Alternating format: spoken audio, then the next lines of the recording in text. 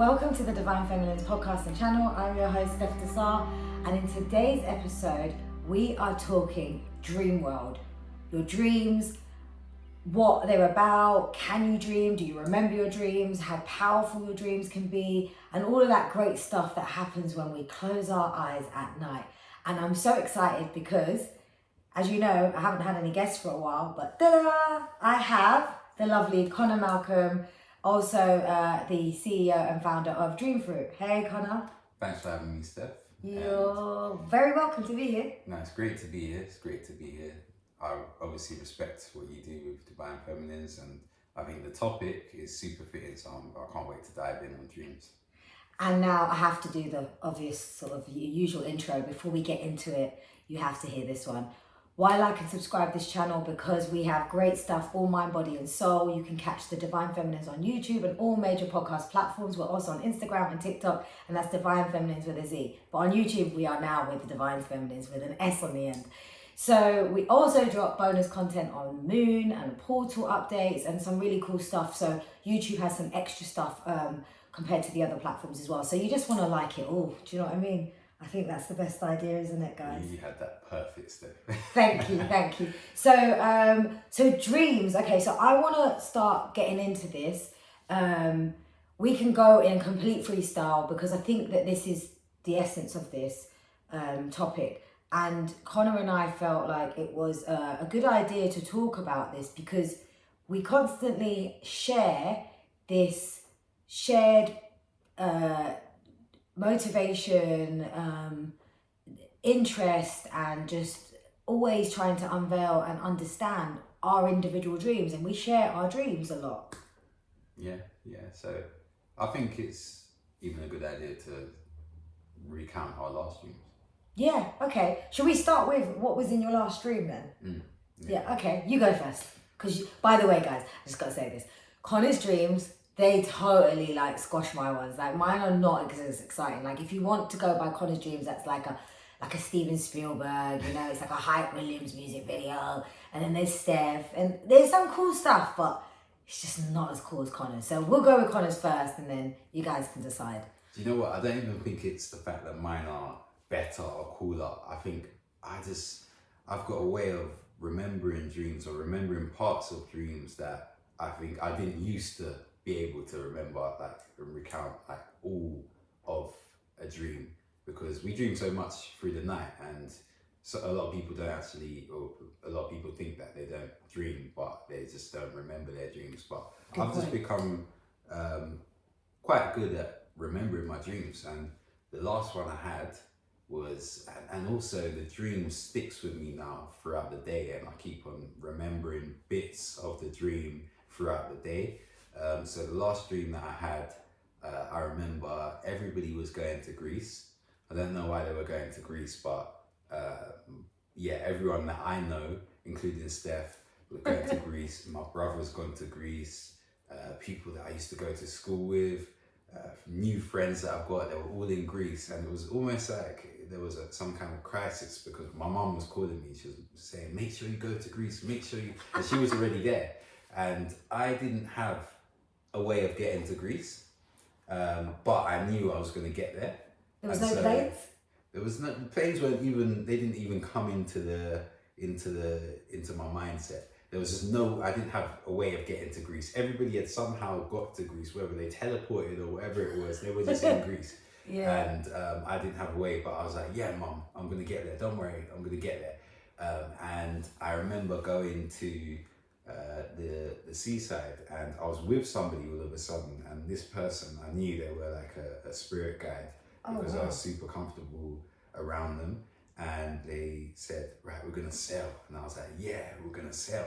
So they jumped onto this raft, and that's what it was a raft with a bed sheet as a sail. And so I didn't think we were gonna get far, but I just trusted the person that was with me. They didn't have a face, they didn't have, I couldn't tell you what they looked like. They were just there with me, and they told me to be calm. And I remember the sea was choppy at first, but then when they said be calm, the sea settled, and it was a lot smoother. And then at a certain point, we just transitioned from this raft to a bigger boat. In fact, it was more of a ship, and we were sailing in this ship, and I was truly comfortable then, but I also knew that it took more work to make that ship sail. There were more things involved. There was not a bed sheet as a sail, there was a proper sail and mast and everything at that point, and we sailed off. And that was I'm not going to say the end of the dream, but that's all I remember. And it stuck with me through the day. And I think we'll get to this like at some point in the video, but it felt like it fitted in with a theme of dreams that I'm having at the moment, which is around war and a military feel, but a safe and comfortable military feel, not like a fear-based war, not like what you would imagine World War III to be like. But there's been a lot of war dreams that I've had recently. I'm not trying to encourage these dreams. I'm just recollecting what I can, and yeah, I mean, it fitted in some way. I can't tell you how. Maybe it's what happened after that I can't fully remember, but it just fits in that beam. That is so interesting. Like I said to you guys, his dreams are very exciting. So I was clearly in Greece, and my name's Greek, so maybe that's another reason why I was out there. But it seems like we were all over in Greece. Maybe there's something happening, or maybe that's prophetic even. But that's another thing I want us to touch on.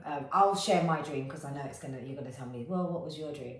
But we're gonna touch on what it means to dream, because you dream at different stages in your sleep. So there's when you're just nodding off, you're almost going into that moment of falling asleep, but you start to have some dream, and you might remember it even before you actually go into deep sleep. The deep sleep, so 3 phases: nodding off, deep sleep, and then waking up.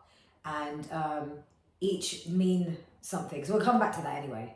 But a couple of things. You mentioned spirit guide, and that presence, but feeling safe, and not knowing how to get there, but then having the support of like a spirit guide, but being on your own, but then still having some kind of support as well as your own navigation, and then getting to where you needed to get to.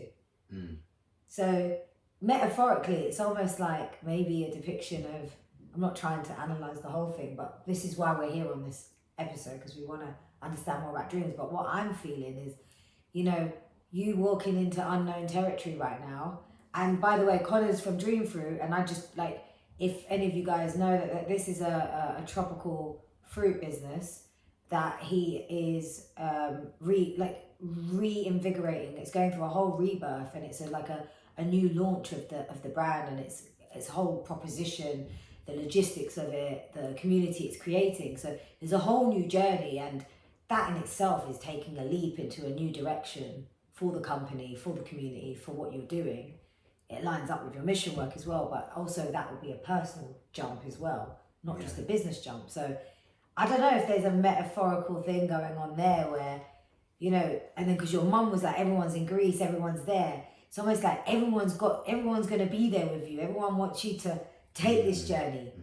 Do you know what I mean? And they're there, they're waiting for you to just to do what you're doing, and they got your, so that it could be that as well. I hope you don't mind me sort of throwing that. Yeah, no. That's definitely true. And I think as well, the fact that we went on this raft and we were sailing to Greece is also synonymous of the fact that it's a journey and it's a learning journey. So we started off in a small raft.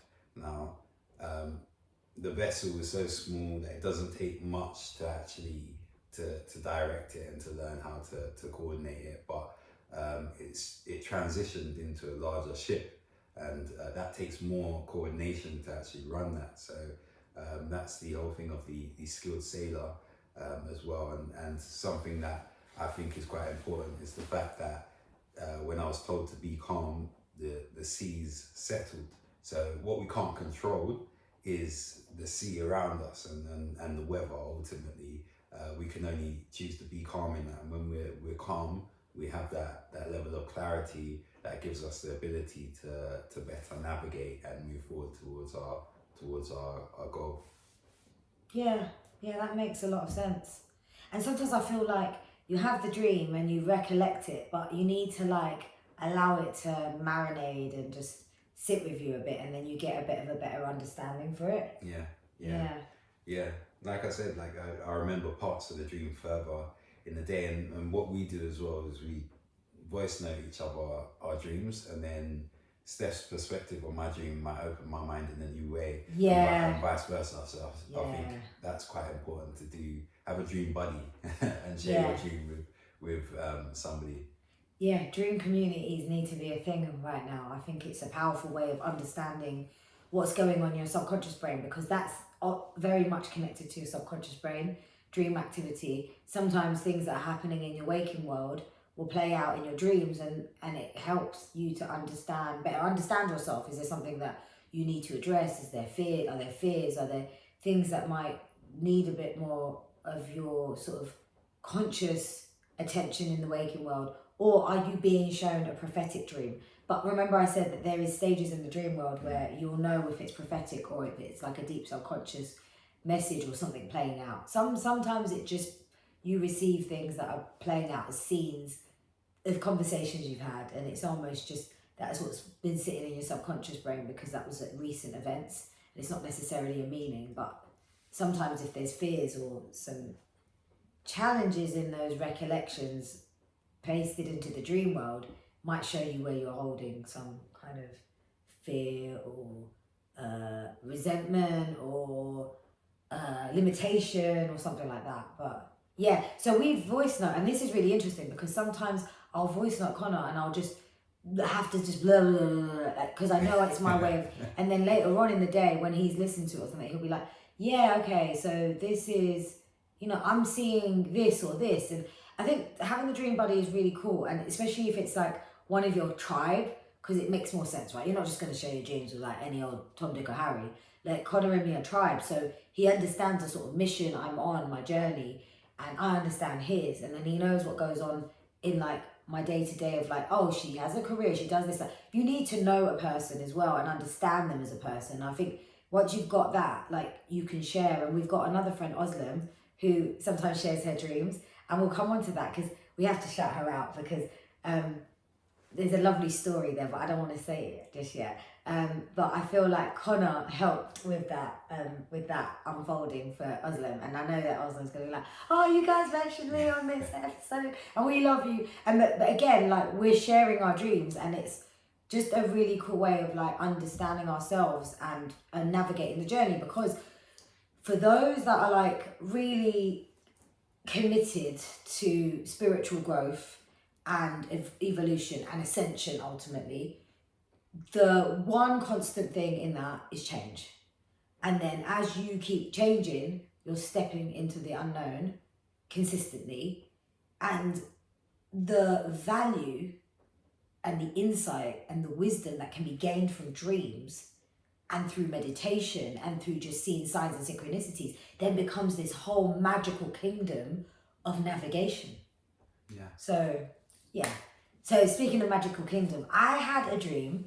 So I'm going to talk about two, because I want to talk about the one the day before, which was a really funny one that I had. Was really short, and I feel like it was a prophetic dream. So then we can talk about what prophetic dreams and how that happen. Okay, the first one, last night's one, was, there was a few different scenes, but the main one was I was in this land. It wasn't Greece. I don't know if it was Greece. And it was a beautiful land, maybe like an enchanted kingdom. It looked green, it looked beautiful, just like big spread of greenery, and it was large. But there was this feeling of like, we're going to get caught, we're going to get seen, or how are we going to get caught, we're going to get seen, or they might see us, or they might realise that we're here.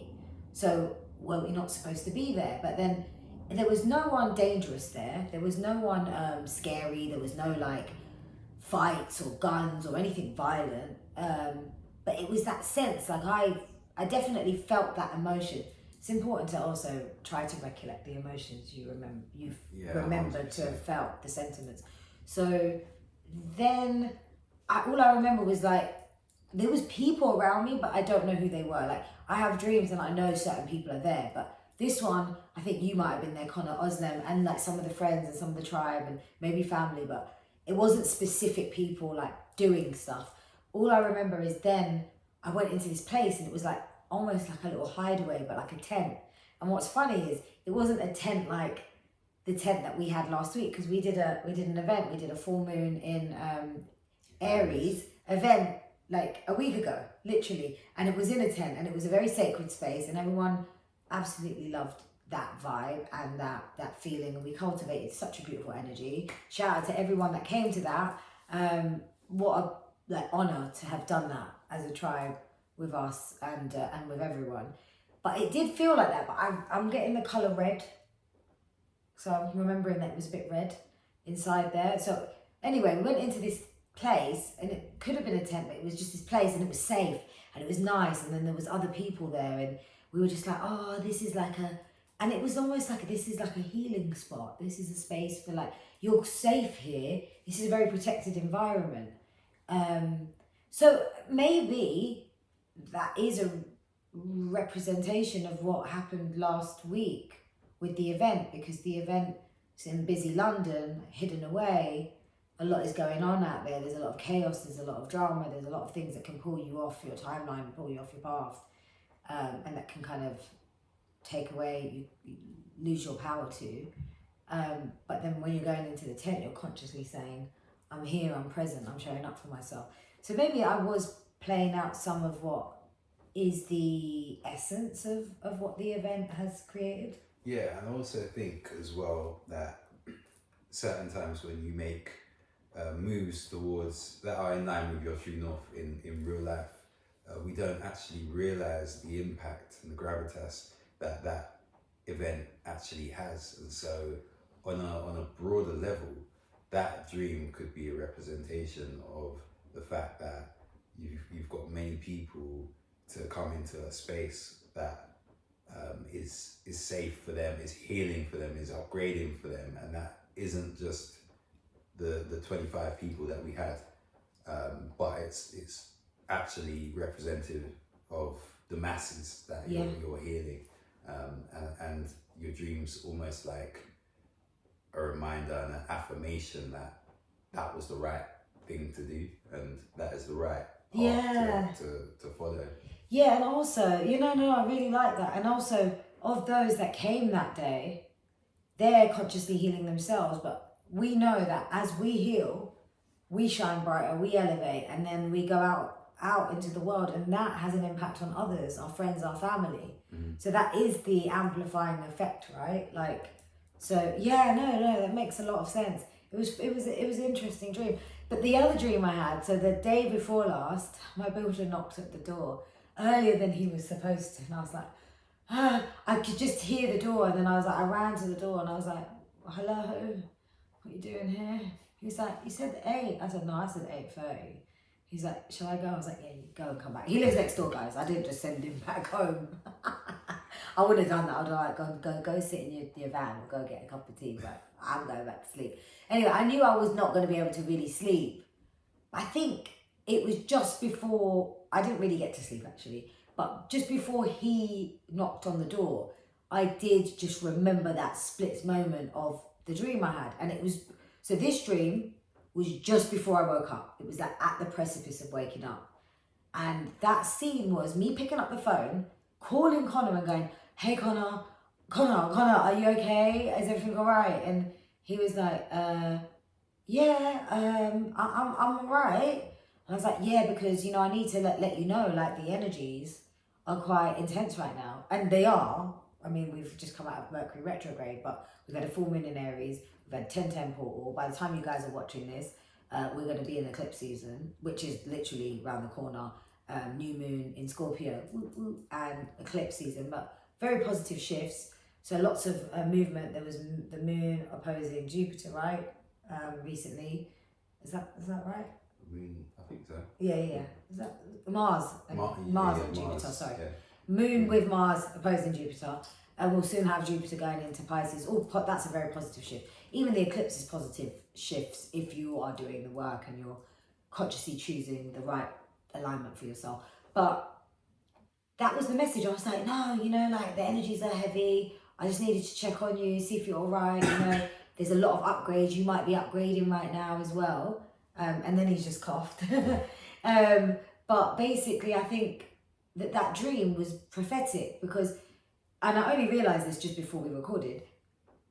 Me and Conor were just preparing, and I was like, he was talking about his throat's been playing up as of yesterday, right?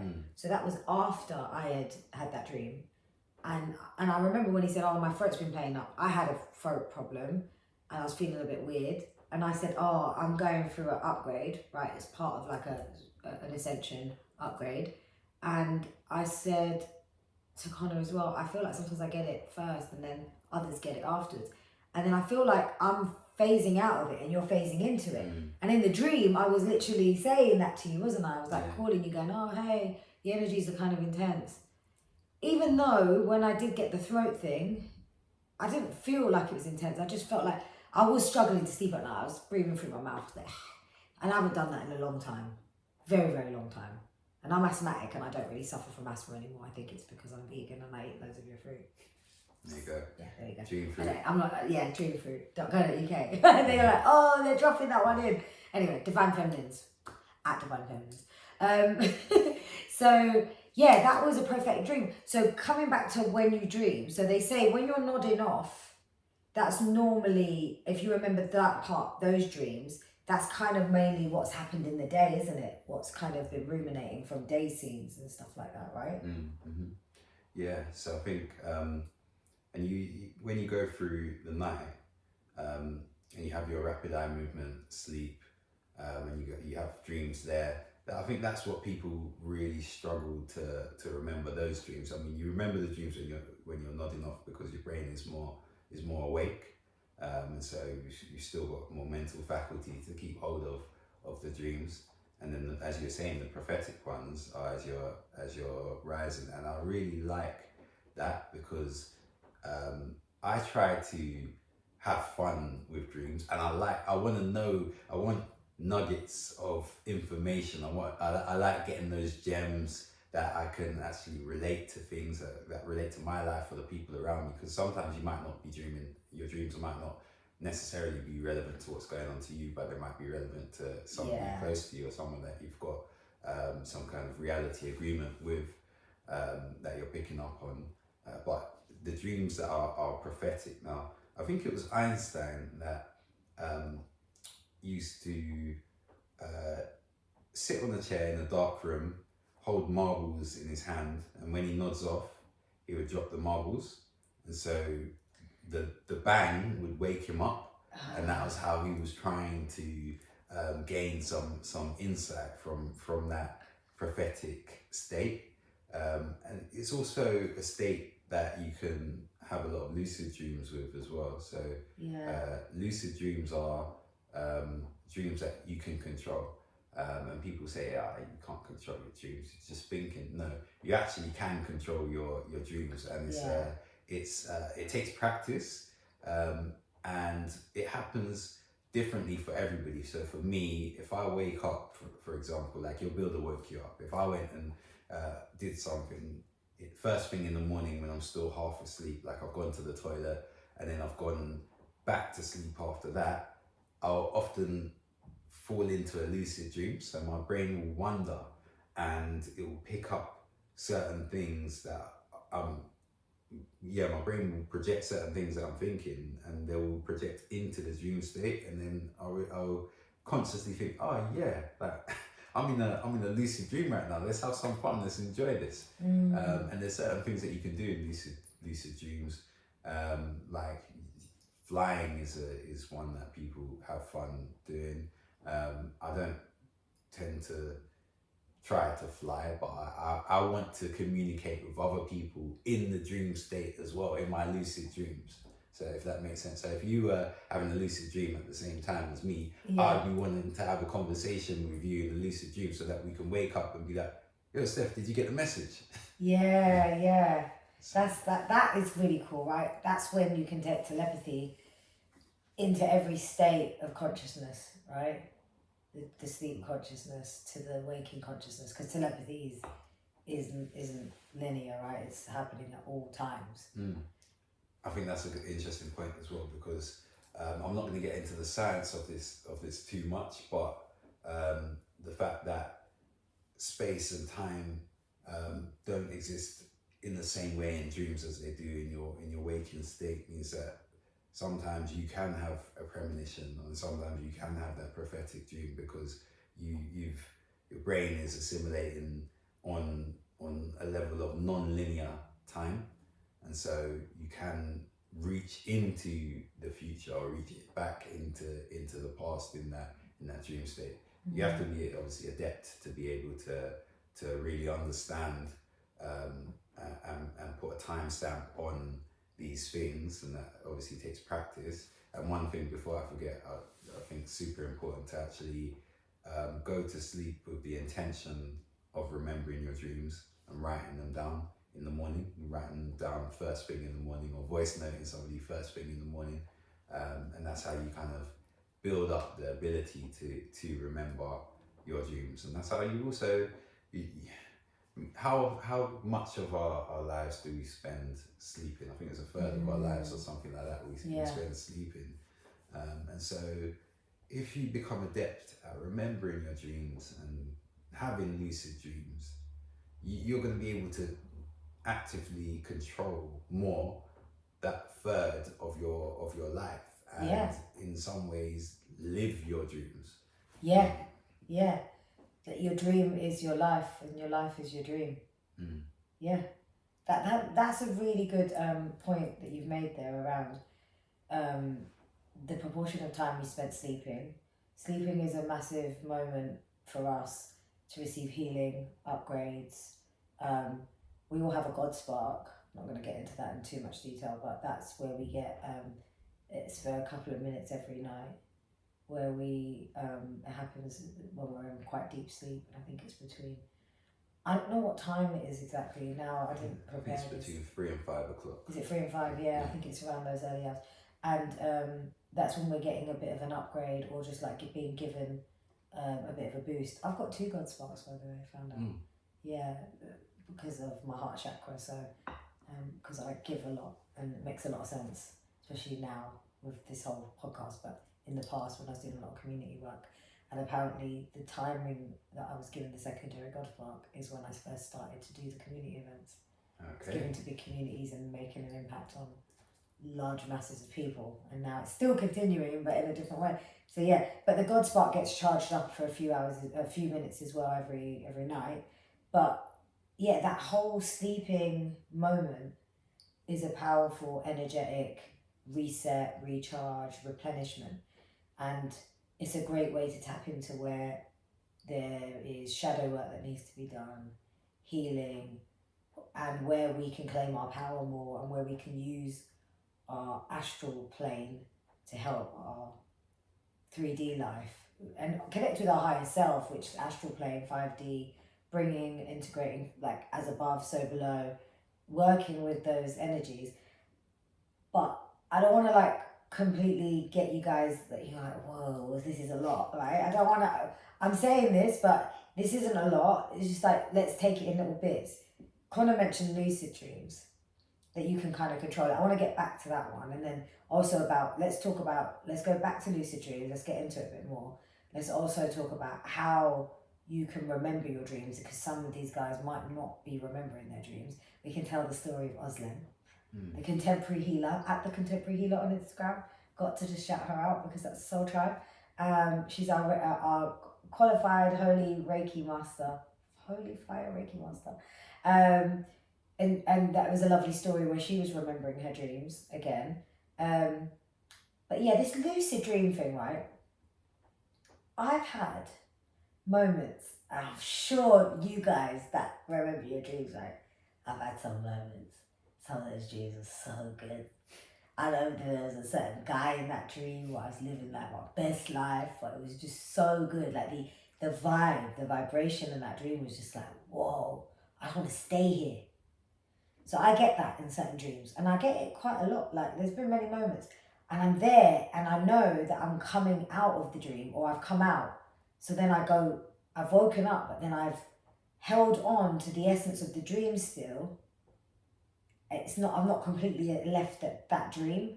So I kind of re-emerge, and then I almost try to pull certain strings to get back into that dream to continue whatever was going on. It sounds a bit dodgy, but yeah, that is lucid dreaming, isn't it?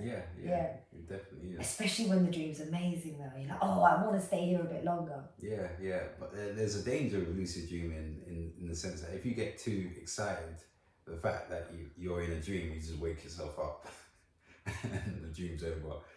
So there's a delicate balance of being comfortable with the fact that you're in a lucid dream without becoming too excited and thinking yes, and then before you know it, you snapped out. Yeah, and your eyes are open. So yeah, I mean that is quite interesting on the lucid dreaming front. I think with lucid dreaming as well, you've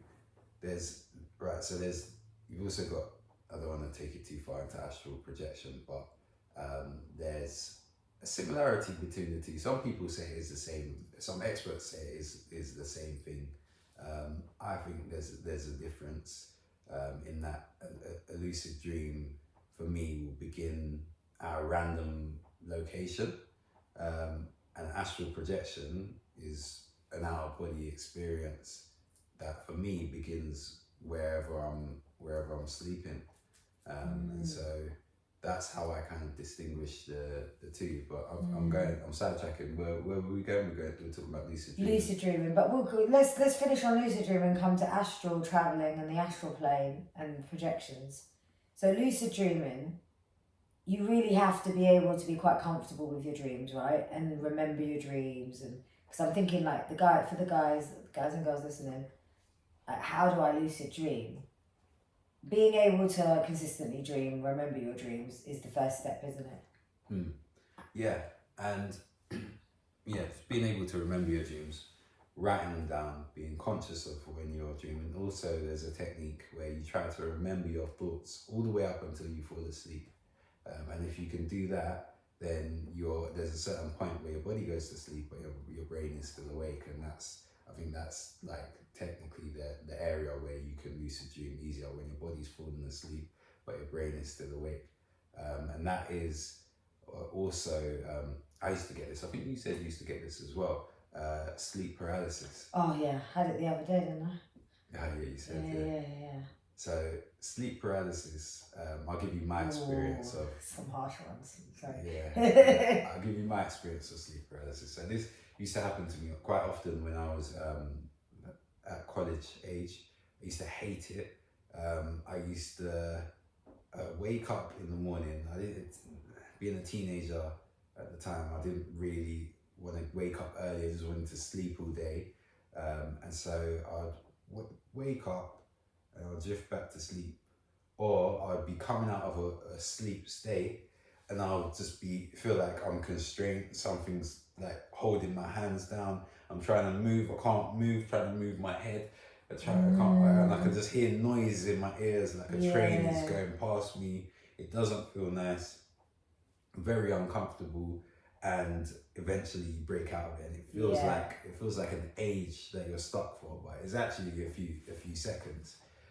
I remember bringing this up with a friend of mine at college, and he said, you've got a demon riding you, basically. And I remember thinking, really? Yeah, and it made it worse. And then I Googled it, sleep paralysis, and then I remember seeing a picture of a little ghost sitting on somebody's chest. And I was thinking, oh my days, that's what's happening to me. But the more I explored it, I had to dig deeper, and I realized that it is literally just the fact that your body and your brain are at different stages. Yeah. So your body is asleep. It's like lapsing. I used to call it lapsing. I'm lapsing. Yeah. So your body is asleep and your brain is coming round. Yeah. And so you haven't really got all your mental faculty at that control what your body's doing. That's why your body feels like it's stuck. Yeah. I used to hear things like shh. Oh, I'd actually have things like the other day. What I had was And that was a bit mad. I had claws coming from my headboard, coming to try and do that to me. And that was a little bit weird, but I was all right in the end. Because I know you said to me, oh, was it something to be feared of? Or was it actually, and I was like, no, it's actually claws. I don't think that the headboard was like just putting his hands just to try and, I felt it was like, oh. And I was like, no. And so we spoke about that being, because I'm really like, you know, this light body, really trying to, really doing the work, really ascending and, you know, shining my light and my torch, that there will be moments of polarity where the darkness, which is not bad, wants to kind of pull me into the fear state. And I have a choice. And when that happens, I'm like, I'm light, I'm love, I'm light, I'm love, I'm love, I'm light, I'm protected, okay. And I actually said in that moment when I was getting that paralysis that day, which was only earlier this week, wasn't it? I said, Archangel Michael, come down and protect me. And then it just stopped afterwards. And then I think I voice noted it to you just so that I didn't forget. Yeah.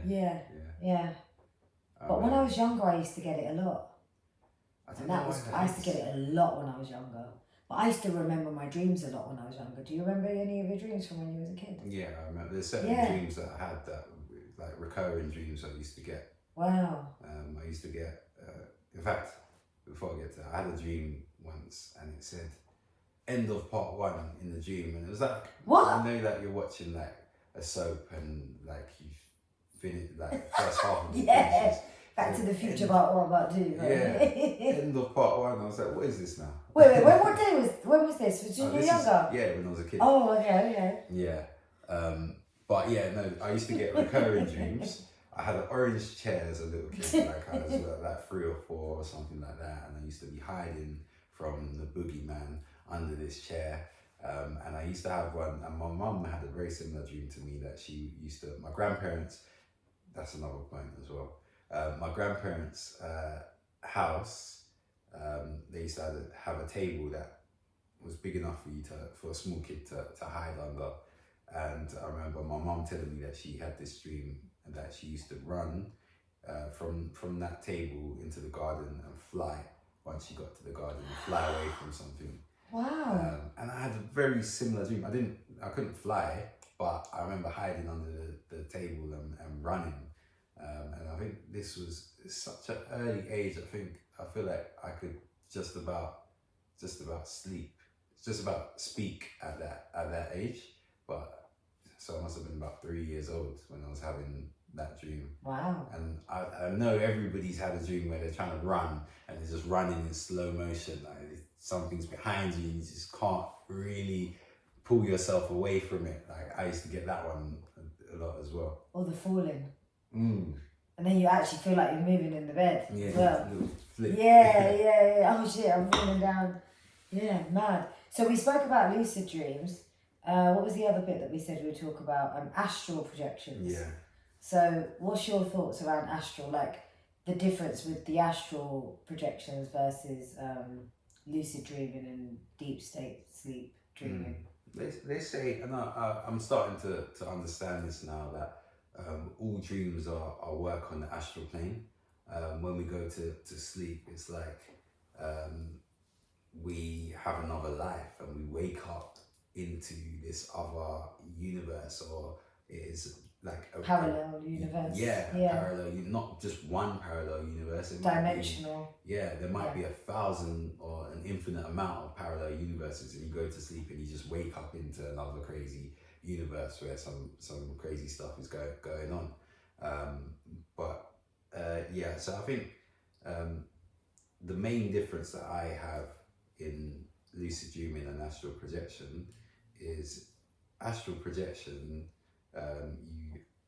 for me is an out of body experience where I'm actually in this environment, I'm in this room now, looking without using my eyes. And I had an experience when I was a child, I think I told you about this as well actually, when I was in my bed and I remember I closed my eyes but I could still see my bedroom, and it scared me because it was a phenomenon that I'd never experienced, and I wanted to be able to close my eyes to hide as a kid. Like I was a little bit scared of the dark. I want to be able to like hide away by closing my eyes or covering my. I used to cover myself with a blanket. I Is that still what you do used to that. do? No, I still do that. Out of habit though. I'm not sure. Trust me, I'm not sure. No, sometimes I do it because I do get a bit shook still. Yeah. Once or twice, sleep paralysis. And that's okay. That's okay because I mean, these are really undiscovered realms and it's the unknown, isn't it? So it's just in our nature. And that comes back to if you're really emanating that light as well, and there could be moments where you are being tested. Yeah, of course. Of your conscious. The brighter the light you shine, the heavier the shadow that you could potentially cast. So yeah, that's just part and parcel of it. But like you said, you reminded yourself that you are the light. I am the light. Yeah. And from when you do that, there's nothing that can touch you. You just know that you have that purity within. The room, you could be in the darkest of dark places, but the light is within, and you just remind yourself and affirm yourself of that to the point where you get goosebumps on your skin.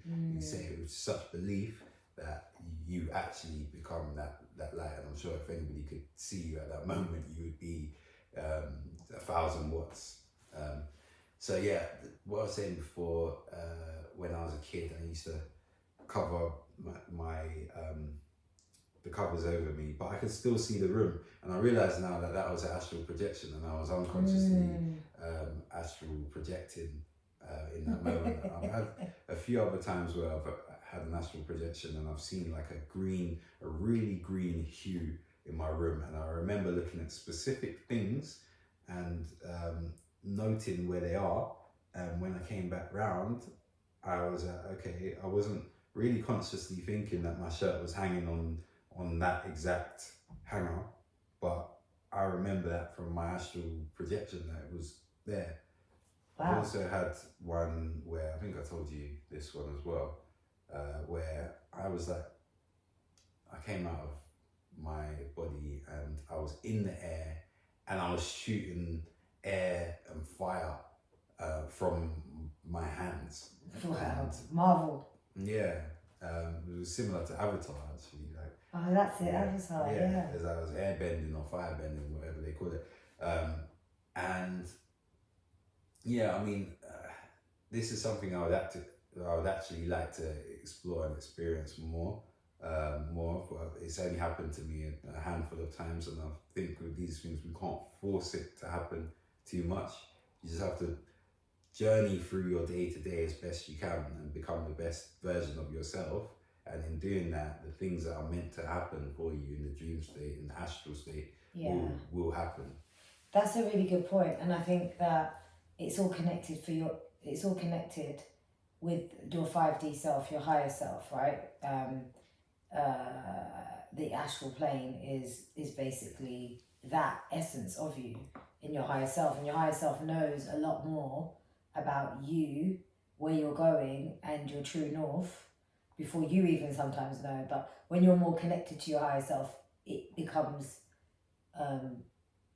all encompassing, and you're almost consciously embodying your higher self. I mean, it's hard. That's what we're ascending to, right?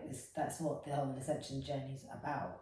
Really being fully integrated into your higher self and know your 3D self, but know your higher self all in one, so you can kind of act from the real true place of authenticity, of integration, right? But we're constantly, traveling through that. The astral plane stuff is, some of us are dream masters.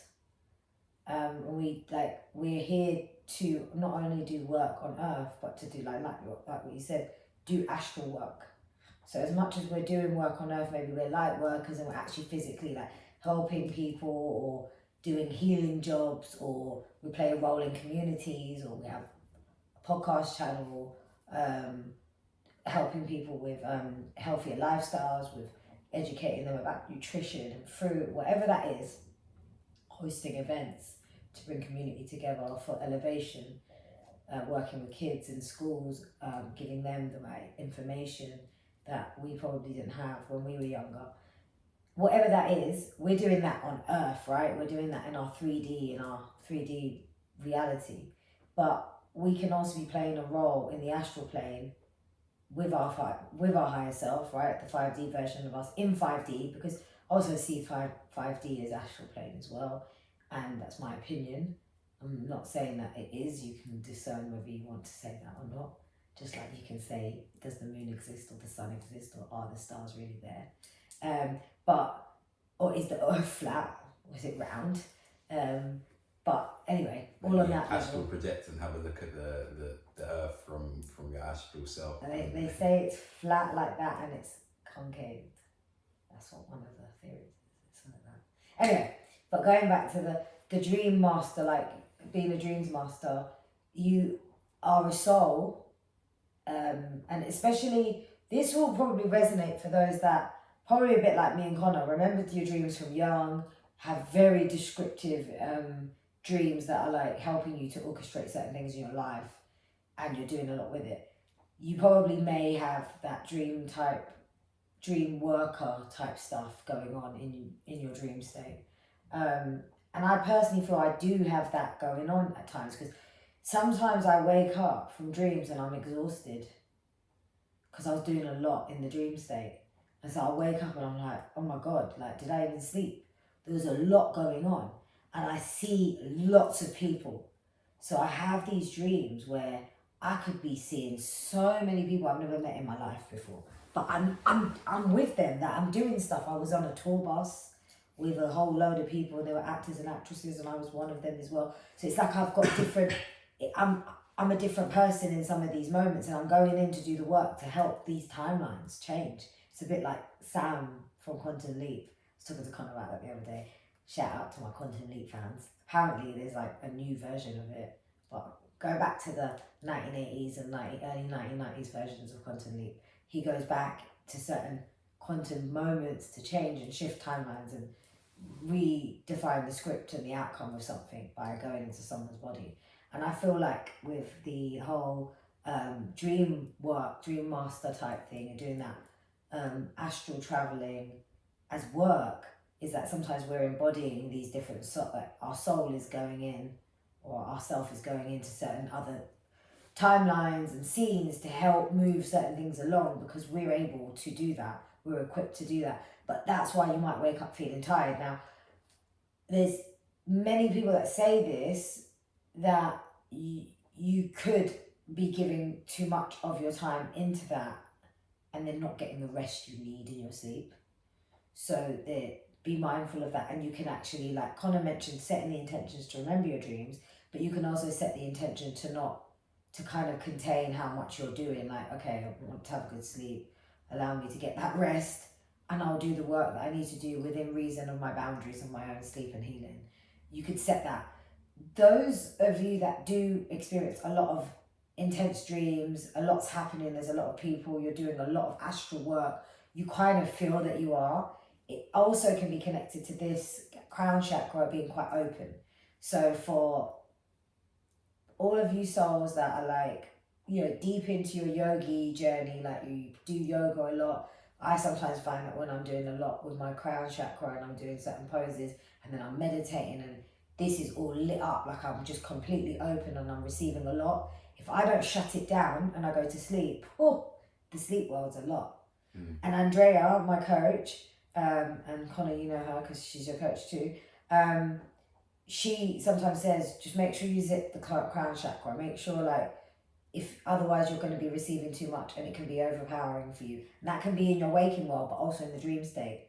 So what I mean by that is, when we go to meditate, we are opening up and trying to fully integrate all of our 7 chakras to receive and to align and to be in the moment, to be conscious and be present. And as we open that and we clear that channel, we start to receive downloads and images, visions, whatever, essences, energetic particles, whatever you want to call it, DNA activation, we're receiving. So when we go to close, it's important. You can just do that. You can, zip, whatever, but or put a circle around you and close your crown chakra you're not closing it off to not receive, to not receive anything in the future, but you're kind of closing it down at that moment. Otherwise, it's left open, and you could be receiving loads of things where in the waking world, let alone the sleeping time period. Does that make sense? Did I describe that right? Because I was going quite deep there, but I thought that was important. I think the dream master stuff. One thing that you mentioned to me after I had the avatar style astral projection is doing some grounding as well. Yeah. I thought that was really helpful for me to actually put my bare feet on the grass outside and just connect with nature, and just because as well we're wearing shoes all the time, we're wearing socks all the time. How often do you actually have time to just let all that electric charge just dissipate through you and just earth? So and I also think I also want to make this point. So on that same topic of overactivity in the dream world, there's a reason why there's a veil placed over us, and we struggle to remember dreams, and we might go to bed because we're dreaming. Whether you remember it or not, you're dreaming. Yeah, always. And so there's a reason why that veil is placed over there, because if you were to be exposed to all the craziness that's going on in the multiverse of reality that you're opening up to when you're sleeping, it might blow your mind. So your body automatically puts, and your brain automatically puts a veil boundary and stuff. over it.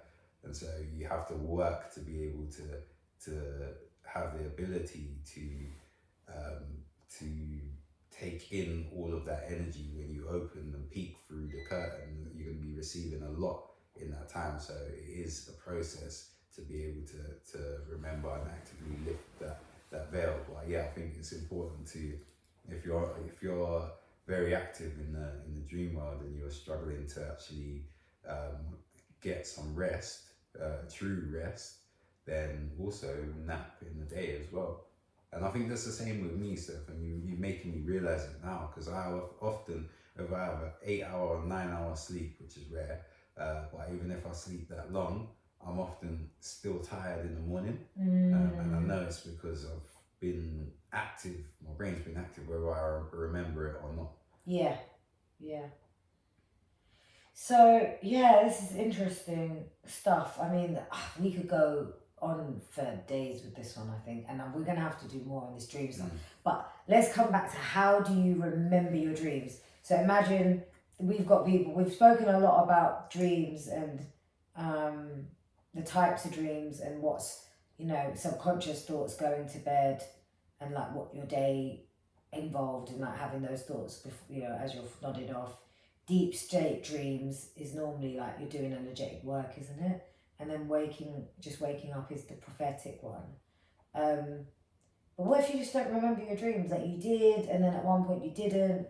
I mean, I've very much understood that can also be connected to your pineal gland and your third eye. So if you're not remembering the dreams, it can be kind of blocked here as well. Yeah. What's your thoughts?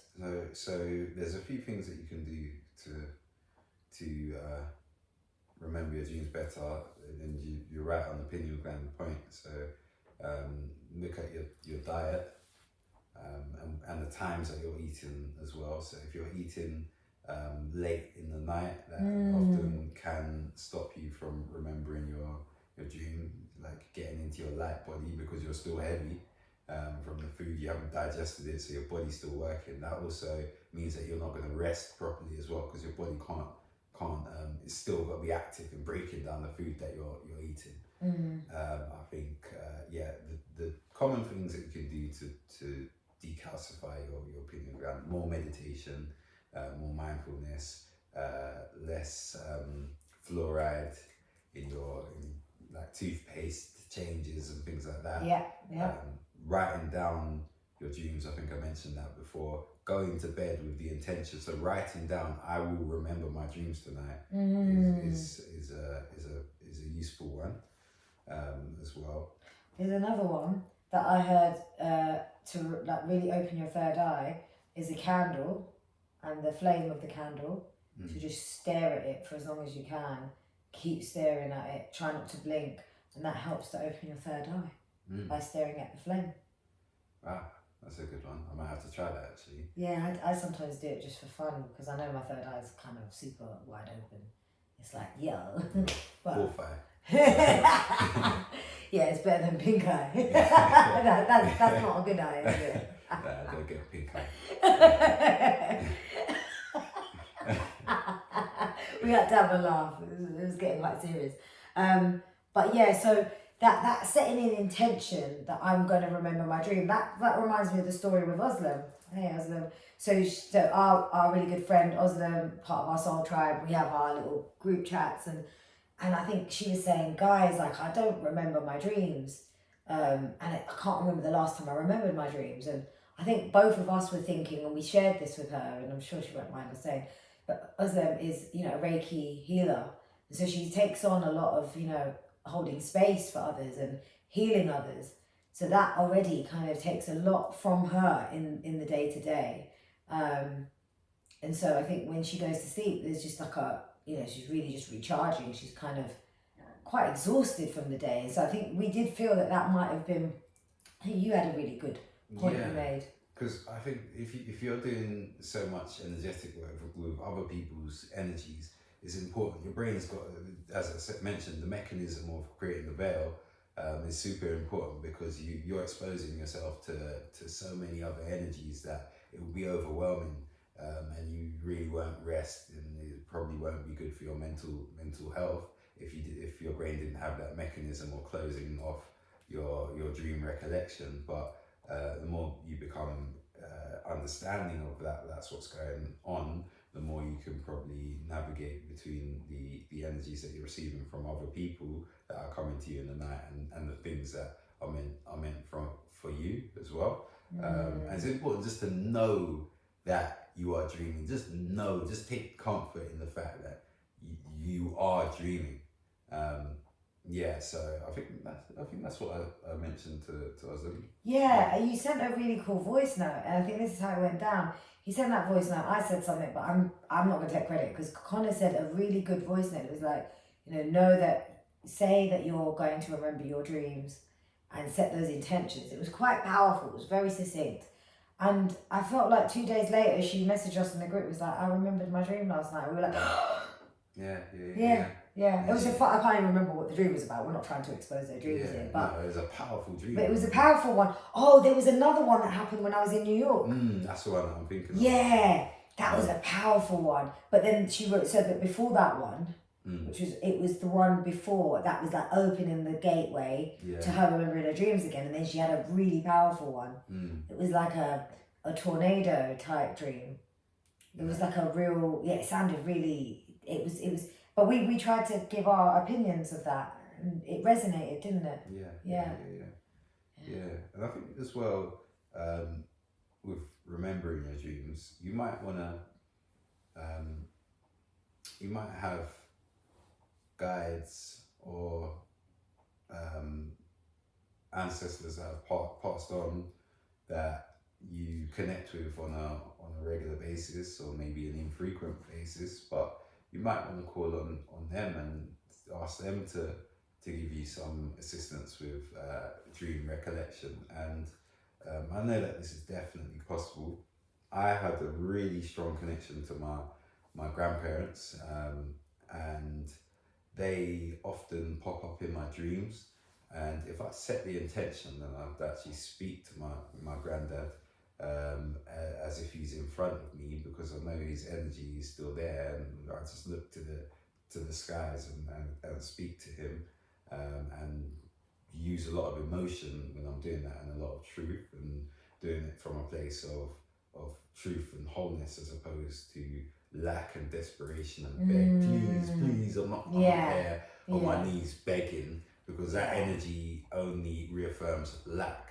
So, I mean, standing, saying, I'm commanding this right now, and I'm sharing my love with you as you did for me, brings a connection. And it's always important for me, if I'm connecting with my grandparents, that I bring that love connection into it, because that is emotive, and that once that my emotions start stirring, I can then do the work that I need to do in that meditative state, go to bed, and I kid you not, every time that I do that and it's authentic and I do it from a place of power, I'll have a dream that is powerful, and they'll either be directly in my dream. I'll never have a dream where it will come up and say, "Oh, Conor, this is what you need to do in your life," because I'm not asking for specific directions. I'm asking for assistance in certain things, but I don't want you to outlay the map for me. I'm asking for you to come in and support me.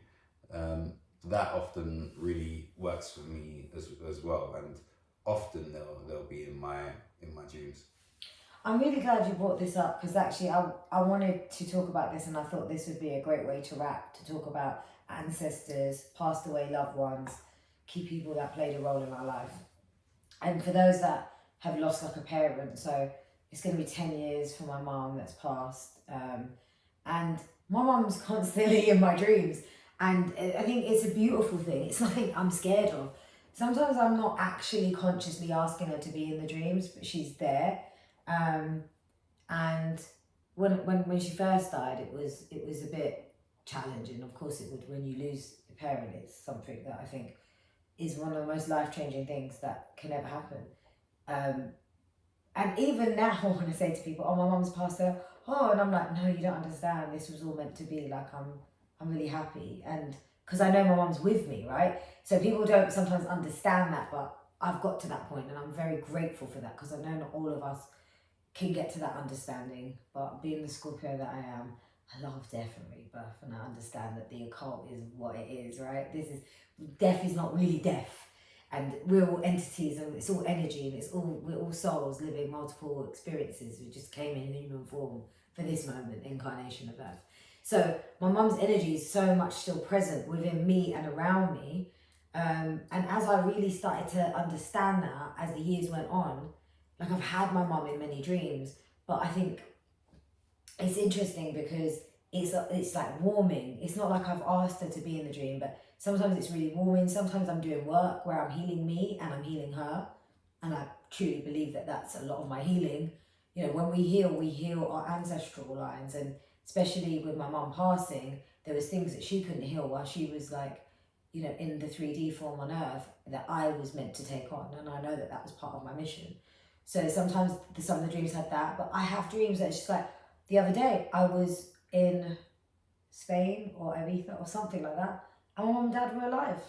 Both of them together. I mean, my dad's still alive. But I mean, they were both there, and it was like we was on this holiday, and they were peaceful and calm, and we went away on holiday. And it's kind of funny because I mentioned to someone yesterday about a holiday I had with my mum and dad in Malta, the three of us, and then that was in the dream a few days ago.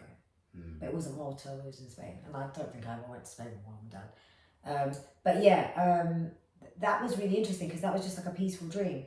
But there was times in my life where, and it's been many times in my life because I've gone on this real deep journey of this stepping into the unknown, shedding the skins, letting go of people, situations, so much, and just walking a path on my own, even just switching off from family, like so much so. But my mum would appear in certain moments, even in my divorce and stuff. I had no one, like literally it was very much on my own, and my mum would appear, and even when it wasn't even that severe, and I was going through moments, like even in the last few years I'm going through moments of change, like leaving certain situations, with whether it's to do with friends or a romantic situation or whatever it is, but there's a change and I'm stepping into a new place which is kind of unknown, I'm having to level up. My mum would just be in that dream. And I feel like it was just her way of going, I know you're not asked for help as much, but you're always calling on your angels. I feel like when I call on my angels, my mum's part of that realm, right? So that's just her way of just showing her maternal support to me as I'm doing what I'm doing. So I feel like for those of you that are not afraid of connecting with ancestors, parents, family in the dream world, as long as there's no fear, like you were saying, you know, feeling of limitation, but feeling of like you can experience it. Or if you just stay open, just energetically, when you're open in life from this heart space, and you're energetically open, you can receive them in your dream world, in your 3D world, because it comes in synchronicities, it comes in music, it comes in numbers, it comes in, actually today, I was in the queue, Marks and Spencer's, while I bought about 20 passion fruits. And you're probably like, she did buy them from Dream Fruit. It's because I told him that I like the purple ones. And they're maracuja, not maracula, whatever he calls it. Maracuja. Yeah. Anyway. Sorry. Sorry. So, but there was this man, and he went, those were the days. And I looked up, and that was my mum saying. And then I just smiled at him because I saw my mum was embodying this man's energy. And I was like, those were the days. I didn't even know what he was talking about. But my mum there's a song called Those Were the Days, and then she sang it at my brother's 40th, which was years ago, because now I'm almost 40. But she said, she sang the song, and she was like, those were the days. And so when the man said it, and he had like a nice smile, I looked at him and I was like, those were the days. And he goes, yeah, because they don't have the stuffed red peppers anymore. And I was like, oh, they don't? And he was like, no, they don't. I was like, well, those were the days. And he goes, they've had some really nice stuff in here that they stopped doing. I was like, it's the way it goes, eh? But do you know what? And he was like, what? I was like, I reckon you could do a better red stuffed pepper, And he goes, you reckon? I was like, yeah. I think you should remember what I said, and this week make that stuffed red pepper, because the lady in Marks and Spencer said that you're better than M&S. I'm not promoting M&S, by the way, but it's just because I was there. And he was like, oh, and he just looked really chuffed. Like I just inspired him for that moment to go, do you know what, probably, because I probably can. I can, I was like, of course you can. And he's like, yeah, but do I have the time? I was like, look, now you're making excuses, mate, come on. So I was like, have a beautiful day. And it was just so nice. It's good to embody the energy that comes to you as well. So you're saying like your mum comes to you in your dreams, and then she comes to you in real life as well. Yeah. Moments like that. And you embody it, you're just celebrating that person's existence, and you're doing a lot of healing work in that moment, and that's just natural for you, because I know that's the type of person that you are. But I think it's important to remember that when inspirations, bringing it back to dreams now, when inspirations come to you that are in alignment with dreams that you've had, act on your highest excitement at that moment and follow it through as far as you can, because I mean that's living the dream, isn't it? Yeah. So yeah. Absolutely that. And I feel like this episode about dreams could definitely have another follow-up episode about dreams. And there's a few other concepts that Conor's going to probably take on regarding dreams, inspired by dream fruit. So I'm all for that, because I love the fruit and I love the dream world, and I feel like this is a very exciting space to explore further. But the whole point of living the dream, I wholeheartedly just want to put my hands on my heart chakra right now and just say, I'm living the dream, because I'm here speaking about this topic with a like-minded soul. Thank you, family. And just loving life and all of its unfolding and the unknown, like finally realizing that the unknown is the most exciting thing that you can have in your life when you surrender to the flow. Yeah, that's it really. Surrender and enjoy. I mean, there's so many things that you could choose to stress about, but that's a choice at the end of the day. The only thing that is real is the moment that you're in right now, and you have the ability, you've got the free will to make the best of the very moment that you have right now. As I say these words to you, so you could be in the middle of whatever you're doing or watching this video with 100% focus, you realize you're living in the moment right now, and actually take that energy, embody that, and push that out as from your inner self as brightly as you can. Well, I think that's well said, and no more to say there, eh? Yeah, I think like you said, we could talk for ages, and we could do episodes on dreams, and that's probably something that we should do. And there's some stuff in the pipeline that we've got with the divine dreams kind of theme. Yeah. So yeah, we've got that to look forward to, guys. Well, thank you for listening, everyone, and we shall catch you soon. Don't forget to like and subscribe Divine Feminines on YouTube and all major podcast platforms, and you can check out dreamfruit.co.uk, where you get some amazing fruit from Conor. .uk, sorry. Not co, just .uk. Oh, okay. I got that one wrong. I always do that, you know. Anyway, That's good because now people remember. Yeah, .uk. they'll remember. But it will be on the page, and also check out some of Conor's amazing spoken word. He did it at our event just a week back, and there's going to be more to come with our events, experiences, and retreats as a team. And sending you all peace, love, light, and abundance. Mwah. Bye, Soul Tribe.